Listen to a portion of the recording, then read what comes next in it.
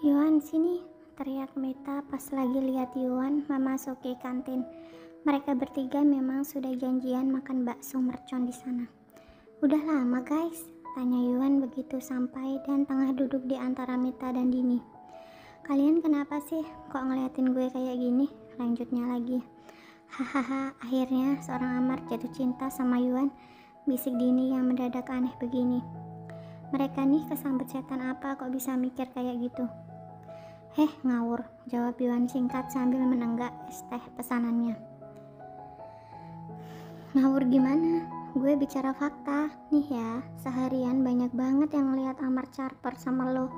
Kayak sekarang, ungkap Dini yang masih di mode bisik-bisik. Yuan jadi bingung dan mengitari pandangannya, menyapu seluruh kantin dan kemudian menemukan sosok suaminya di sana sedang berdua dengan Heru sang seniornya. Mana ada caper, celetuk Yuan sambil meraupkan tangannya ke wajah Dini dan kemudian gantian Mita.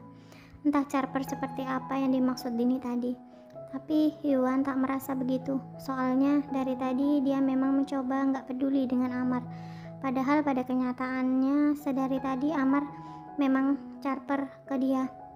Tadi pas mereka berangkat sama-sama, walaupun menggunakan mobil berbeda, tapi Amar yang memencet liftnya dan menunggu Yuan masuk.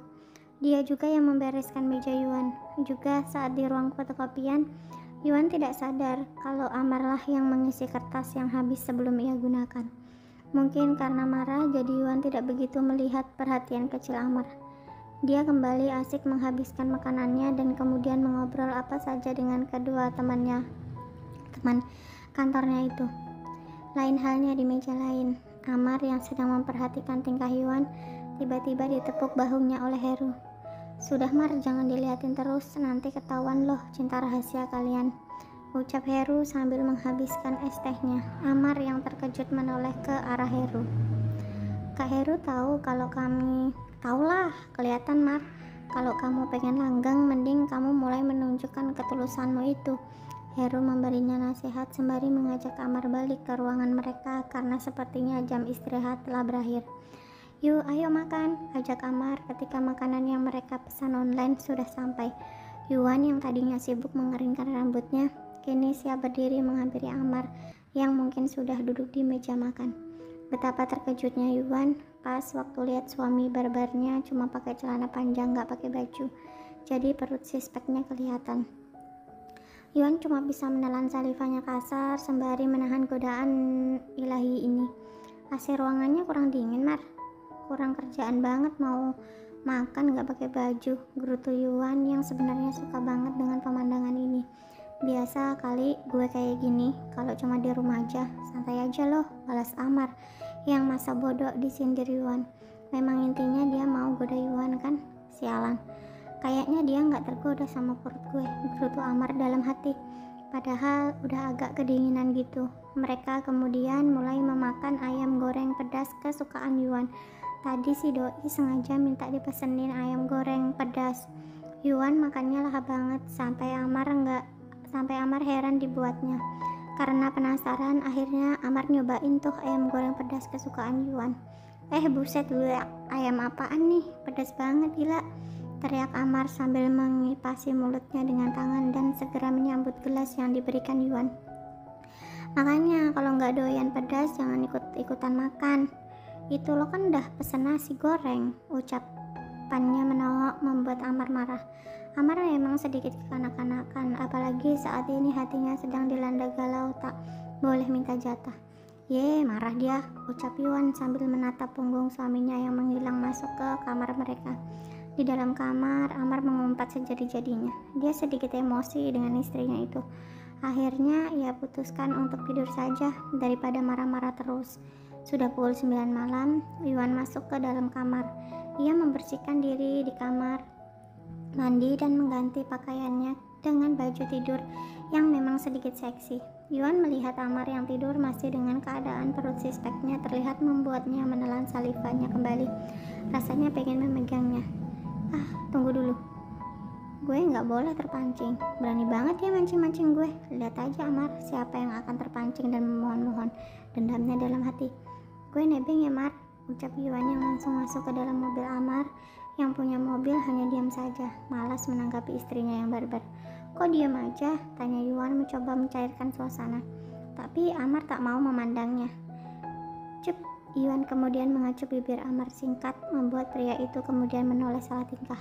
Jangan ngawur, gue lagi nyetir, seru Amar setengah kasar nadanya.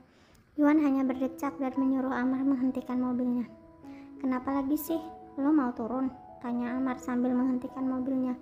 Setelah berhenti, Yuan malah melompat ke pangkuan Amar dan mencium bibir Amar ganas. Amar pun yang tak tahan membalas ciuman itu. Tapi saat lagi asik-asiknya, ciuman itu dilepas oleh Yuan. Hei, kok udahan? Amar merasa kurang, ingin nambah tapi Yuan asik-asik melihat HP-nya dan mengabaikannya. Dengan terpaksa Amar menjalankan mobilnya lagi. Dia sedikit ngeput karena takut telat. Setelah sampai di parkiran, Yuan segera turun dan meninggalkan Amar di sana. Sialan, ucap Amar yang memang tadi terpancing. Saat ini rodanya tidak mau turun juga, dan ia harus menenangkannya dulu. Yuan, nanti tolong carikan berkas di gudang penyimpanan ya, perintah Pak Yugo kepada Yuan. Oh iya, mana Amar? Dia sudah datang belum? Kalau sudah, sekalian ajak ya. Siapa? Jawab Yuan yang kemudian meletakkan tasnya dan beranjak. Kemudian berpapasan dengan Amar. Disuruh Pak Yugo cari berkas di gudang. Aku tunggu di sana, ajak Yuan yang sudah memiliki ide konyol di dalam benaknya. Amar hanya mengangguk. Mar, ini kesempatan bagus buat memperbaiki hubungan romantis kalian. Kayaknya gudang adalah tempat yang cocok untuk sayang-sayangan, bisik Heru penuh dengan percaya diri bahwa sarannya akan menolong percintaan para juniornya. Mendengar ucapan dari seniornya itu, Amar jadi manggut-manggut dan sepertinya tahu apa yang akan dia lakukan. Lama banget, seru Yuan sedikit marah. Harus mencari berkas yang sudah berdebu itu. Bukannya menjawab, Amar malah mendekati Yuan hingga wanita itu semakin mentok ke rak berkas. Apa sih Mar? Suasananya mendukung untuk bercinta, bisik Amar yang membuat darah Yuan mendesis. Amar pun memegang salah satu melon yang membuat Yuan melenguh dan memegang tangan Amar. Sudah gue bilang, sebulan gue gak akan kasih jatah.